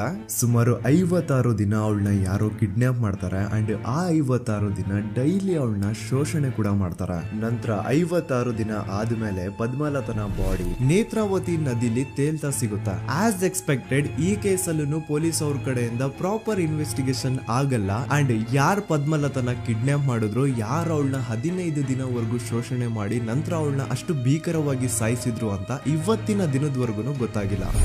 ಮತ್ತೆ ನಮಗೆ ಗೊತ್ತಾದದು 22ಕ್ಕೆ ಸ್ಕೂಲ್ ಡೇ, 56 ದಿನ ಕಳೆದು ಹೊಳೆಯಲ್ಲಿ ಹೆಣ ಉಂಟು ಎಂದು ಕೇಳಿ ಪೊಲೀಸಿನವರು ಬರುವಾಗ ಬಂದು ಹೇಳುವಾಗ ನಮಗೆ ಗೊತ್ತಾಗ ಅವರು ನನ್ನನ್ನು ಕರ್ಕೊಂಡು ಹೋಗಿ ಅಲ್ಲಿ ಹೋಗಿವೆ. ಇನ್ನೊಂದು ಲಾಸ್ಟ್ ಕೇಸ್ ಇದೆ, ಇದು ಅರ್ಲಿ 2000 ಅಲ್ಲಿ ನಡೆದಿರೋದು. ಇವ್ರದ್ದು ಅಷ್ಟಾಗಿ ಡೀಟೇಲ್ಸ್ ನಾನು ಹೇಳಲ್ಲ, ಜಸ್ಟ್ ಮೇಲ್ ಹೇಳ್ತೀನಿ. 2000 ಇಸ್ವಿಯಲ್ಲಿ ಧರ್ಮಸ್ಥಳದಲ್ಲಿ 2 ಫಿನಾನ್ಸ್ ಬ್ಯಾಂಕ್ ಇರ್ತಾವೆ. ಒಂದು ಅಗೇನ್ ರಿಯಲ್ ನೇಮ್ ತಗೊಳ್ಳೋದು ಬೇಡ, ಲೈಕ್ ಜಸ್ಟ್ ಸಹಕಾರ ಗ್ರಾಮೀಣ ಬ್ಯಾಂಕ್ ಅನ್ಕೊಳ್ಳಿ. ಅಂಡ್ ಇನ್ನೊಂದು ಬಂದ್ಬಿಟ್ಟು SDM ಫೈನಾನ್ಸ್ ಪ್ರೈವೇಟ್ ಲಿಮಿಟೆಡ್. ಈ SDM ಫೈನಾನ್ಸ್ ಪ್ರೈವೇಟ್ ಲಿಮಿಟೆಡ್ ಬಂದು ಗೌಡ್ರು ಕುಟುಂಬ ಅವ್ರಿಗೆ ಸೇರಿದ್ದು. ಆ ಕಡೆ ಇವ್ರ ಆಪೋಸಿಟ್ ಏನದು ಗ್ರಾಮೀಣ ಬ್ಯಾಂಕ್ ಇತ್ತು, ಅದರಲ್ಲಿ ಒಬ್ಬ ಮ್ಯಾನೇಜರು ಬಡವ್ರಿಗೆ ಸಹಾಯ ಆಗ್ಲಿ ರೈತರಿಗೆ ಸಹಾಯ ಆಗ್ಲಿ ಅಂತ ತುಂಬಾ ಕಡಿಮೆ ಬಡ್ಡಿಗೆ ಲೋನ್ ಕೊಡ್ತಿರ್ತಾನೆ. ಇದರಿಂದಾಗಿ ಧರ್ಮಸ್ಥಳದಲ್ಲಿ ಆಲ್ಮೋಸ್ಟ್ ಎಲ್ಲಾ ಕಸ್ಟಮರ್ಸ್ ಆ ಗ್ರಾಮೀಣ ಬ್ಯಾಂಕ್ ಕಡೆಗೆ ಹೋಗ್ತಿರ್ತಾರೆ. SDM ಫೈನಾನ್ಸ್ ಪ್ರೈವೇಟ್ ಲಿಮಿಟೆಡ್ ಕಡೆಗೆ ಯಾರು ಬರ್ತಿರಲ್ಲ. ಇದರಿಂದ ಗೌಡ್ರಿಗೆ ಲಾಸ್ ಆಗ್ತಿರುತ್ತಾ. ಸೊ ಅವ್ರೇನ್ ಮಾಡ್ತಾರೆ, ಆ ಗ್ರಾಮೀಣ ಬ್ಯಾಂಕ್ ನ ಮ್ಯಾನೇಜರ್ ಏನಿದ್ನೋ ಅವನ್ಗೆ ಒಂದು ಸ್ವೀಟ್ ವಾರ್ನಿಂಗ್ ಕೊಡ್ತಾರ. ಮುಚ್ಕೊಂಡು ಇನ್ಮೇಲೆ ಇಂದ ನಿನ್ ಲೋನ್ಸ್ ಕೊಡೋದನ್ನ ನಿಲ್ಸ್ಬಿಡು. ಇನ್ ಕೇಸ್ ಲೋನ್ ಕೊಟ್ರು ನಾವ್ ಯಾವ ಇಂಟ್ರೆಸ್ಟ್ ರೇಟ್ ಗೆ ಲೋನ್ ನ ಕೊಡ್ತಾ ಇದೀವೋ ಅದೇ ರೇಟ್ ಗೆ ನೀನು ಕೊಡುವ ಅಂತ ಫೋರ್ಸ್ ಮಾಡ್ತಾರ. ಆದ್ರೆ ಆ ಗ್ರಾಮೀಣ ಬ್ಯಾಂಕ್ ನ ಮ್ಯಾನೇಜರ್ ಇದ್ಯಾವುದನ್ನು ಕಿವಿಗೆ ಹಾಕೊಳ್ಳಾರ್ದೆ ಅವನ್ ಕೆಲಸ ಅವ್ನ್ ಮಾಡ್ಕೊಂಡು ಹೋಗ್ತಾನ. ದೆನ್ ಸಡನ್ಲಿ ಒಂದು ದಿನ ಬ್ಯಾಂಕ್ ಮ್ಯಾನೇಜರ್ ನ ಹೆಂಡತಿನ ಮನೆ ಒಳಗಡೆನೆ ನುಗ್ಗಿ ಯಾರು ಮಾಡಿ ತುಂಬಾ ಭೀಕರವಾಗಿ ಸಾಯಿಸ್ಬಿಡ್ತಾರ. ಇದರ ರಿಗಾರ್ಡಿಂಗ್ ಆ ಬ್ಯಾಂಕ್ ಮ್ಯಾನೇಜರ್ ಪೊಲೀಸ್ ಸ್ಟೇಷನ್ ಅಲ್ಲಿ ಕಂಪ್ಲೇಂಟ್ ಕೊಡಕ್ ಹೋದ್ರೆ ಪೊಲೀಸ್ ಅವರು ಉಲ್ಟಾ ಆ ಬ್ಯಾಂಕ್ ಮ್ಯಾನೇಜರ್ ಹೆಸರಲ್ಲೇ FIR ಬರ್ದು ನೀನೇ ನಿನ್ ಹೆಂಡತಿನ ಸಾಯಿಸಿದ್ಯಾ ಅಂತ ಅವನ್ನೇ ಅರೆಸ್ಟ್ ಮಾಡ್ಬಿಡ್ತಾರ. ನಂತರ 1-2-3 ವರ್ಷ ಆ ಬ್ಯಾಂಕ್ ಮ್ಯಾನೇಜರ್ ಜೈಲಲ್ಲಿ ಇರ್ತಾನೆ. ಅದಾದ್ಮೇಲೆ ಅವನ ಕ್ರೈಮ್ ನ ಮಾಡಿಲ್ಲ ಅಂತ ಕೋರ್ಟ್ ಅಲ್ಲಿ ಪ್ರೂವ್ ಆಗುತ್ತೆ. ಆದ್ರೆ ರಿಯಲ್ ಕ್ರೈಮ್ ಮಾಡಿದವರು ಯಾರು ಅಂತ still it's A question mark. And ಇನ್ನೊಂದು ನಾರಾಯಣ ಅಂಡ್ ಯಮುನಾ ಕೇಸ್ ಬಗ್ಗೆ ಅಂತೂ ನಾನು ಆಗ್ಲೇ ನಿಮ್ಗೆ ಎಕ್ಸ್ಪ್ಲೇನ್ ಮಾಡಿದೆ. ಸೊ ಎಂತ ಕೋ ಇನ್ಸಿಡೆಂಟ್ಸ್ ಗಳು ನೋಡಿ, ಯಾರೆಲ್ಲ ಆ ಧರ್ಮಸ್ಥಳದಲ್ಲಿ ಗೌಡ್ರು ಕುಟುಂಬನ ಎದುರಾಕೊಂಡಿದಾರೋ ಅವ್ರ ಜೀವನದಲ್ಲಿ ಏನೋ ಒಂದು ತುಂಬಾ ದೊಡ್ಡ ದುರಂತ ನಡೆದು ಹೋಗುತ್ತಾ. ಅಂಡ್ ಸರ್ಪ್ರೈಸಿಂಗ್ಲಿ ಅವ್ರ ಕೇಸಲ್ಲಿ ಪೊಲೀಸ್ ಅವ್ರ ಕಡೆಯಿಂದ ಪ್ರಾಪರ್ ಇನ್ವೆಸ್ಟಿಗೇಷನ್ ಆಗಲ್ಲ. ಅಂಡ್ ಯಾರ ಕ್ರೈಮ್ ನ ಮಾಡಿದ್ರು ಅಂತ ಯಾವತ್ತೂ ಹೊರಗೆ ಬರೋದೇ ಇಲ್ಲ. ಸೊ ಈ ಗೌಡ್ರು ಕುಟುಂಬದವರು ಧರ್ಮಸ್ಥಳದಲ್ಲಿ ಬೇಜನ್ ಕರ್ಮಕಾಂಡಗಳನ್ನ ಮಾಡಿದ್ದಾರೆ. ಅಂಡ್ ಅವ್ರ ಪವರ್ ಅಂಡ್ ಅವ್ರಿಗಿರುವಂತಹ ಇನ್ಫ್ಲೂಯೆನ್ಸ್ ಇಂದ ಆ ಎಲ್ಲಾ ಕೇಸ್ ನ ಮುಚ್ಚಾಕಿದ್ದಾರೆ ಅಂತ ಮಹೇಶ್ ಹಾಗೂ ಗಿರೀಶ್ ಮುಟ್ಟಣ್ಣನವರ ಹೇಳಿಕೆ ಆಗಿದೆ. ಸೊ ಗೌಡ್ರು ಫ್ಯಾಮಿಲಿನ ಟ್ರ್ಯಾಕ್ ರೆಕಾರ್ಡ್ ನೋಡಿದ್ರೆ ಧರ್ಮಸ್ಥಳದಲ್ಲಿ ಒಂದು ಹುಡುಗಿನ ರೇಪ್ ಅಂಡ್ ಮರ್ಡರ್ ಮಾಡಿ ದೆನ್ ಪೊಲೀಸ್ ಅವ್ರಿಗೆ ಲಂಚ ಕೊಟ್ಟು ಇನ್ವೆಸ್ಟಿಗೇಷನ್ ನ ಮಿಸ್ಲೀಡ್ ಮಾಡೋಷ್ಟು ಪವರ್ ಇನ್ಫ್ಲೂಯೆನ್ಸ್ ಈ ಗೌಡ್ರು ಕುಟುಂಬಕ್ಕೆ ಮಾತ್ರ ಇರೋದು. ಈಗ ಸಂತೋಷ್ ರಾವ್ ಅಂತೂ ಸೌಜನ್ಯ ಕೇಸಲ್ಲಿ ಆರೋಪಿ ಅಲ್ಲ ಅಂತ ಪ್ರೂವ್ ಆಯ್ತು. ಹಾಗಿದ್ರೆ ರಿಯಲ್ ಆರೋಪಿ ಯಾರು? ನೆನಪು ಮಾಡ್ಕೊಳ್ಳಿ, 11 ಅಕ್ಟೋಬರ್ 2012 ಸಂಜೆ 5 ಗಂಟೆ ಹಾಗೆ ಬಾಹುಬಲಿ ಬೆಟ್ಟದಲ್ಲಿ ಸಂತೋಷ್ ರಾವ್ ತನ್ನ ಪಾಡಿಗೆ ತಾನು ಸೀನರೀಸ್ ನ ಎಂಜಾಯ್ ಮಾಡ್ಕೊಂಡು ಸುಮ್ನೆ ಕೂತಿರ್ಬೇಕಾದ್ರೆ ಅವನ ಹತ್ರ 5 ಜನ ಕಿಡಿಗೇಡಿಗಳು ಬಂದು ಜಗಳ ತೆಗಿತಾರ. ಆ 5 ಜನ ಕಿಡಿಗೇಡಿಗಳು ಯಾರು ಅಂತ ನಾನು ಇಲ್ಲಿವರೆಗೂ ನಿಮ್ಗೆ ಹೇಳಿಲ್ಲ. ಸೊ ಅವರು ಬೇರೆ ಯಾರು ಅಲ್ಲ, ಚಿಕ್ಕ ಗೌಡ್ರು ಮಗ ನಿಶಾಂತ್ ಜೈನ್ ನ ವೆರಿ ಕ್ಲೋಸ್ ಫ್ರೆಂಡ್ಸ್. ಅವ್ರು ದಣಿ ಮಾಡಿರುವಂತಹ ಕ್ರೈಮ್ ಅಲ್ಲಿ ಬೇರೆ ಯಾರಾದ್ರೂ ಸಿಗಿಸ್ಬೇಕಲ್ಲ ಅಂತ ಇವ್ರು ಬಕ್ರ ಹುಡುಕ್ತಾ ಇರ್ಬೇಕಾದ್ರೆ ಆಗ ಇವ್ರಿಗೆ ಸಿಗೋದೆ ಸಂತೋಷ್ ರಾವ್. ಅಗೇನ್ ಇನ್ನೊಂದು ಎಂತ ಕೋಇನ್ಸಿಡೆನ್ಸ್ ನೋಡಿ, ಸಂತೋಷ್ ರಾವ್ ಸೌಜನ್ಯ ಕೇಸಲ್ಲಿ ಅರೆಸ್ಟ್ ಆದ ನಂತರ ಚಿಕ್ಕ ಗೌಡ್ರು ಮಗ ನಿಶಾಂತ್ ಜೈನ್ ದೇಶನೇ ಬಿಟ್ಟು ಹೋಗ್ಬಿಡ್ತಾನೆ. ಈ ಕೇಸಲ್ಲಿ ಚಿಕ್ಕ ಗೌಡ್ರು ಮಗ ಇನ್ವಾಲ್ವ್ಮೆಂಟ್ ಇದೆ ಅಂತ ಯಾರಿಗೂ ಡೌಟೇ ಬರ್ತಾ ಇರ್ಲಿಲ್ಲ. ಡೌಟ್ ಯಾವಾಗ ಬಂತು ಅಂದ್ರೆ ಆ 5 ಜನ ಕಿಡಿಗೇಡಿಗಳು ಯಾರು ಸಂತೋಷ್ನ ಈ ಒಂದು ಕೇಸಲ್ಲಿ ಸಿಗಾಕ್ಸಿದ್ರು ಆ 5 ಜನರಲ್ಲಿ ಒಬ್ಬ ರವಿ ಪೂಜಾರಿ ಅಂತಾನು ಇರ್ತಾನೆ. ಅವನ್ಗೆ ತಾನು ತಪ್ಪು ಮಾಡಿದೀನಿ ಅಂತ ಗಿಲ್ಟ್ ಕಾಡುತ್ತೋ ಅಥವಾ ಬೇರೆ ಏನೋ ಗೊತ್ತಿಲ್ಲ, ಆದ್ರೆ ಅವನೇ ಸ್ವತಃ ಪೊಲೀಸ್ ಅವ್ರ ಹತ್ರ ಹೋಗ್ಬಿಟ್ಟು ಸೌಜನ್ಯ ಕೇಸಲ್ಲಿ ನಿಜವಾದ ಆರೋಪಿ ಸಂತೋಷ್ ಅಲ್ಲ ಕಂಡ್ರು, ಅವನ್ನ ಸುಮ್ನೆ ಸಿಗಾಕ್ಸಿರೋದಷ್ಟೇ, ನಿಜವಾದ ಆರೋಪಿಗಳು ಚಿಕ್ಕ ಗೌಡ್ರು ಮಗ ನಿಶಾಂತ್ ಜೈನ್ ಅಂಡ್ ಅವನ್ ಫ್ರೆಂಡ್ಸ್ ಸೂರಜ್, ಕಿರಣ್ ಅಂಡ್ ಕಣ್ಮಣಿ ಅಂತ. ಈ ಎಲ್ಲಾ ವಿಷಯನ ರವಿ ಪೂಜಾರಿ ಪೊಲೀಸ್ ಅವ್ರಿಗೆ ತಿಳಿಸ್ತಾನೆ. ಅಗೇನ್ ಎಂತ ಒಂದು ಕೋಇನ್ಸಿಡೆನ್ಸ್ ನೋಡಿ, ಈ ವಿಷಯಗಳನ್ನ ಊರಿನ ಜನರು ಮುಂದೆ ಹೇಳಿದಂತಹ ರವಿ ಪೂಜಾರಿ ಆಕಸ್ಮಿಕವಾಗಿ ಸತ್ ಹೋಗ್ಬಿಡ್ತಾನೆ. ಇವನು ಹೇಳಿದ್ದು ನಿಜ ಅಂತ ಜನರಿಗೆ ಯಾವಾಗ ಕನ್ಫರ್ಮ್ ಆಗುತ್ತೆ ಅಂದ್ರೆ ಸೌಜನ್ಯಗೆ ತುಂಬಾ ಹತ್ರವಾದವ್ರು ಒಬ್ರು ಯಶೋಧ ಅನ್ನೋರು ಕೋರ್ಟ್ ಅಲ್ಲಿ ಬಂದ್ಬಿಟ್ಟು ಸೌಜನ್ಯ ಕೊಲೆ ಆಗಿದ್ದ ದಿನ ಆ ಒಂದು ಸ್ಪಾಟ್ ಅಲ್ಲಿ ನಾನು ಈ 3 ಜನರನ್ನ ನೋಡಿದ್ದೆ ಅಂತ ಸಾಕ್ಷಿ ಹೇಳ್ತಾರೆ. ಈಗ ಎಲ್ಲಾ ಡಾಟ್ಸ್ ನ ಕನೆಕ್ಟ್ ಮಾಡ್ತಾ ಹೋದ್ರೆ ಸೌಜನ್ಯ ಕೇಸ್ ಒಂದೇ ಅಲ್ಲ, ನಾರಾಯಣ ಹಾಗೂ ಯಮುನಾ ಕೇಸಲ್ಲೂ, ವೇದವಲ್ಲಿ ಕೇಸಲ್ಲೂ, ಆ ಬ್ಯಾಂಕ್ ಮ್ಯಾನೇಜರ್ ನ ಕೇಸಲ್ಲೂ ಹಾಗೂ ಪದ್ಮಲತಾ ಕೇಸಲ್ಲೂ ಸೀದಾ ಡೈರೆಕ್ಟ್ ಡೌಟ್ ಬರೋದೆ ಊರಿನ ಗೌಡ್ರ ಮೇಲೆ. I really want to appreciate Kudla rampage YouTube channel, third eye YouTube channel, Girish ಮುಟ್ಟಣ್ಣನವರು ಸರ್ ಹಾಗೂ ಮಹೇಶ್ ಅವರು ಅಂಡ್ ಆಲ್ ಅದರ್ಸ್. ಇವರ ಕಾನ್ಸ್ಟೆಂಟ್ ಎಫರ್ಟ್ಸ್ ಇಂದಾನೆ ಸತ್ಯ ಏನಂತ 1 by 1 ಹೊರಗೆ ಬರ್ತಿದೆ. And they are trying their level level best to catch real criminals. At present Sowjanya case ಬಗ್ಗೆ ಅಪ್ಡೇಟ್ ಏನು ಅಂತಂದ್ರೆ ಹೈಕೋರ್ಟ್ ವರೆಗೂ ಈ ಒಂದು ಕೇಸ್ ಹೋಗಿದೆ ಅಂಡ್ ಈ ಕೇಸ್ ಅಲ್ಲಿ ಈಗ ಇನ್ನೊಮ್ಮೆ ಮತ್ತೆ ಫ್ರೆಶ್ ಆಗಿ ರೀಇನ್ವೆಸ್ಟಿಗೇಷನ್ ಸ್ಟಾರ್ಟ್ ಆಗಬೇಕು ಅಂತ ಹೋರಾಟ ನಡೀತಿದೆ. ಸದುತ ಪ್ರಜೆಗಳೇ, ಇದಾಗಿತ್ತು ಸೌಜನ್ಯ ಕೇಸ್ ಬಗ್ಗೆ ನಮ್ಮ ಒಂದು ಡೀಟೇಲ್ಡ್ ವಿಡಿಯೋ. ಈ ವಿಡಿಯೋದಲ್ಲಿ ನನ್ನಿಂದ ಎಲ್ಲಾದ್ರೂ ಏನಾದ್ರೂ ಚಿಕ್ಕ ಪುಟ್ಟ ಇನ್ಫಾರ್ಮೇಶನ್ ಮಿಸ್ ಆಗಿದ್ರೆ ಅಥವಾ ಮಿಸ್ಟೇಕ್ ಆಗಿದ್ರೆ ಅದನ್ನ ದಯವಿಟ್ಟು ಕಮೆಂಟ್ ಸೆಕ್ಷನ್ ಅಲ್ಲಿ ಹೈಲೈಟ್ ಮಾಡಿ. ಈ ವಿಡಿಯೋ ಯಾವಾಗ ಯೂಟ್ಯೂಬ್ ಇಂದ ಡಿಲೀಟ್ ಆಗುತ್ತೋ ನನ್ಗಂತೂ ಗೊತ್ತಿಲ್ಲ. ಸೊ ಪ್ಲೀಸ್ ಆದಷ್ಟು ಬೇಗ ಇದನ್ನ ಎಲ್ಲಾ ಕಡೆ ಶೇರ್ ಮಾಡಿ. ಓಕೆ ಪ್ರಜೆಗಳೇ, ಇವತ್ತಿಗಿಷ್ಟು ಸಾಕು ಅನ್ಕೊಳ್ತೀನಿ. ನಾನು ನಿಮ್ಮ ದೂತ ಸಮೀರ್ MD. ಮತ್ತೆ ಸಿಗ್ತೀನಿ ನೆಕ್ಸ್ಟ್ ವಿಡಿಯೋದಲ್ಲಿ.